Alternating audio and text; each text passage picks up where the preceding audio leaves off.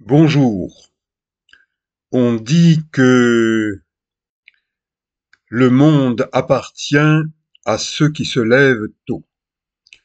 Eh bien, j'ai pour habitude de me lever tôt.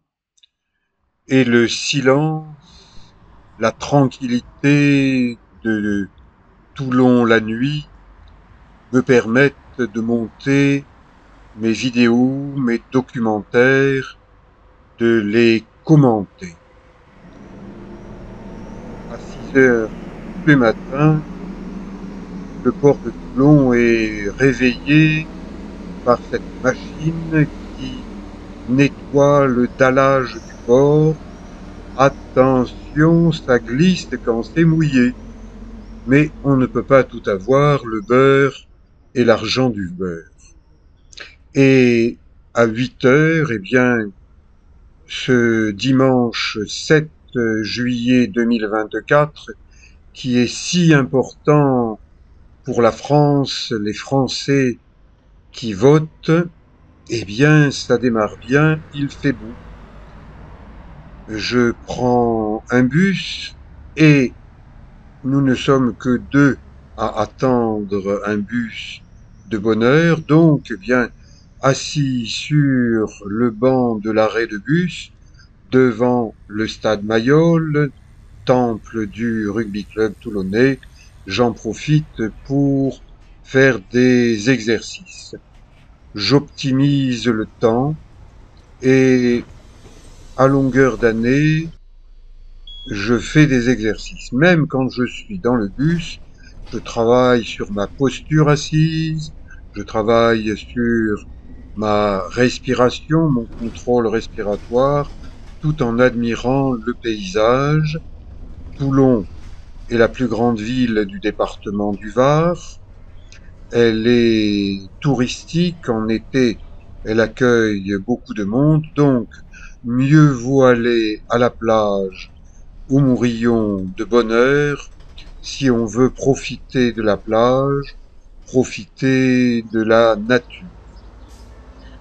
Chacun de mes documentaires sur ma petite chaîne YouTube, qui est amateur, est un moyen de vous montrer des endroits, de temps en temps les mêmes endroits, sous un angle différent. Regardez, à 8 heures du matin, cette petite plage, jadis, c'était la seule plage de Toulon. Et ensuite, le maire Maurice Arex a effectué de grands travaux et il a créé des plages artificielles. Les détracteurs ont dit oh là là, mais ça va pas tenir longtemps, ça coûte de l'argent, et pourquoi on fait tout ça? Eh bien, ces grands travaux sont un succès. Les plages du Mourillon sont un succès.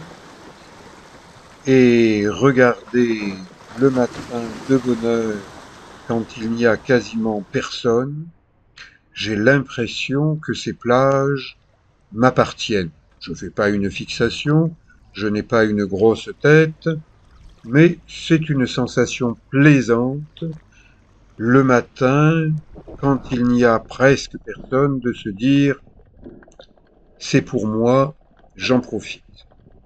Ce matin du 7 juillet 2024, eh bien, l'eau est trouble sur plusieurs mètres. Et je nage jusqu'au bouée jaune qui indique la limite maximale de nage et c'est aussi la limite de sécurité pour les nageurs. Les bateaux à moteur n'ont rien à faire dans cette limite des 300 mètres par rapport à la plage, par rapport au rivage.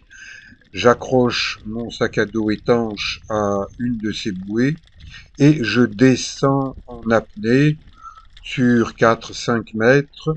J'observe le fond, il y a des restes de construction, il y a un tapis de posidonie, il y a des algues, et quand je suis près du fond, je travaille sur des ondulations, c'est-à-dire que je nage en ayant un peu l'impression d'être un dauphin, Et puis ensuite, je remonte en surface pour reprendre ma respiration.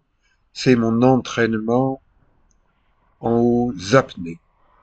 Et ensuite, eh bien, je tire un cap sur 1 kilomètre et des poussières vers la Mitre, vers une zone de plage naturiste, là où le naturisme est autorisé. Ça n'est pas une plage officielle, mais si vous allez à l'Office du tourisme de Toulon, eh bien, des jeunes filles charmantes vous disent, si vous demandez où peut-on faire du naturisme, eh ben, la plage de la Mitre, au niveau du belvédère de la Mitre, c'est connu des Toulonnais et de temps en temps quelques étrangers, nous on dit des étrangers avec l'accent du midi, y vont. Moi je préfère y aller à la nage. Là, j'arrive devant la passe d'entrée et de sortie du petit port Saint-Louis, l'eau est trouble, je jette un coup d'œil périphérique pour m'assurer qu'il n'y a pas un bateau en approche dans un sens comme dans l'autre, et je traverse à la nage en direction du sentier littoral de la Mitre, qui est très bien entretenu, qui est balisé. Le fond, il y a peu de fond, et cap sur la plage naturiste du belvédère de la Mitre. Le naturisme y est autorisé, mais en face, presqu'île de Saint-Mandrier, le maire n'est pas un partisan du naturisme, au point qu'il m'a dénoncé auprès des autorités militaires, c'est-à-dire de la marine nationale, comme étant entré sans autorisation sur un terrain militaire pour y pratiquer du naturisme. Eh bien, c'est faux. C'est archi faux. Le maire se trompe. Le maire a mal regardé mes vidéos. Ou bien le maire a des hallucinations visuelles. Compte tenu de son âge, peut-être qu'il devrait renoncer à se représenter parce que là, il vise le record de Biden et je pense qu'un maire qui a des hallucinations visuelles, eh bien, c'est pas la peine qu'il se représente. Ou bien ce maire, eh ben, il essaye de me casser du sucre sur le dos. Éric Long, il pratique du naturisme. Le naturisme, hein? Pour certains, c'est pas bien, c'est pas beau. Eh ben, le naturisme, c'est naturel. Et quand vous êtes naturiste, en tenue d'Adam pour les hommes, en tenue d'Ève pour les femmes, eh bien, vous n'avez rien à cacher. Eh bien, j'ai bien nagé, je reprends un bus et en l'attendant, eh ben, je refais des petits exercices. Puis je vais dans mon quartier du port, quartier aussi du marché du Cours Lafayette.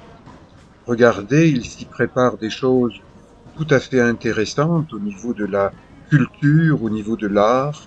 Et je remonte le Cours Lafayette et je vote à l'école Lafayette, qui est située dans ce secteur juste à côté d'un centre des impôts et 2 affiches seulement. Lors du premier tour, j'ai voté pour le Dalai Lama, la voix de la sagesse, la voix du milieu, en sachant que mon vote était nul ou blanc, tandis qu'aujourd'hui je vote pour de vrai. Je ne vais pas vous dire pour qui je vote, mais je me déplace, je fais mon devoir civique de citoyen, j'ai une opinion, je l'exprime, je choisis un candidat, je mets le bulletin dans l'enveloppe, dans l'isoloir, et ensuite, eh bien, je le dépose dans l'urne. Je le fais pour autant de votes que je peux, et j'ai voté. Je vous dis merci, à bientôt pour d'autres documentaires. Ciao.